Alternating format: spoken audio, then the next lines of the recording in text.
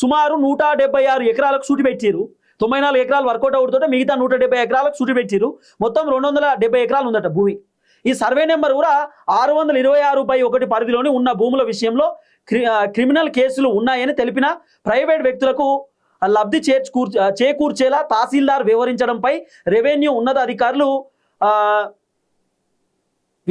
విశ్వాసం వ్యక్తం చేస్తున్నట. ఆ విస్మయం వ్యక్తం చేస్తున్నట.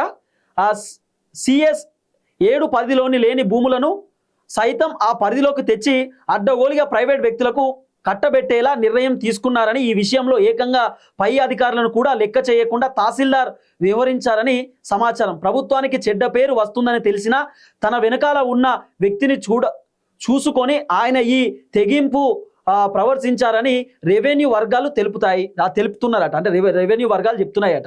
ఈ వ్యవహారంపై ఇప్పటికే ఏసీబీ కూడా దృష్టి పెట్టినట్టుగా తెలుస్తుంది. ఇప్పటికే తహసీల్దార్ని మొత్తానికి తీసేసిరట. తహసీల్దార్ని తొలగించారు. ఆయన ఇచ్చిన ఉత్తర్వులపై కూపిలాగుతున్నట్లు తెలుస్తుంది. మరోవైపు ప్రభుత్వ అగ్రనేతలు కూడా ఈ కుంభకోణం పైన, దీని వెనకాల ఉన్న వైస్ చైర్మన్ పైన తీవ్ర ఆగ్రహం వ్యక్తం చేసినట్టు సమాచారం. సార్ ఆగ్రహం వ్యక్తం చేస్తే అవుతుందా?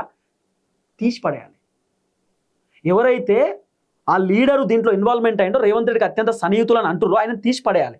ఇగో ఏబిఎన్లో వచ్చినటువంటి వార్తని ఇప్పటిదాకా చదువుతుంది, ఏం వేరే దాంట్లో ఎక్కడో తీసుకొని చదువుతున్నాను. రాధాకృష్ణకు సంబంధించిన వెబ్సైట్లో వచ్చిన వార్త. ఇగో ఏమున్నది, 1000 ఎకరా దాదాపు 1000 కోట్ల రూపాయలు 94 ఎకరాలకు సంబంధించి ప్రభుత్వ భూమికి ప్రభుత్వానికి సన్నిహితునని చెప్పుకుంటూ ఓ సొసైటీ వైస్ చైర్మన్ దందా. 94 ఎకరాలు ఇప్పటికే ప్రైవేటు పార్టీలకు దారాదత్తం. సిసిఎల్ఏ ఇవ్వాల్సిన ఉత్తర్వులను శంషాబాద్ తహసీల్దారే ఇచ్చడం విచిత్రం. ప్రభుత్వ దృష్టికి తీసుకెళ్లడానికి ఉత్తర్వులు. మరో 176 ఎకరాల అన్యాక్రాంతానికి ఫైల్స్ సిద్ధం. తహసీల్దార్ ఇచ్చినటువంటి ఉత్తర్వులపై ఏసీబీ విచారణ.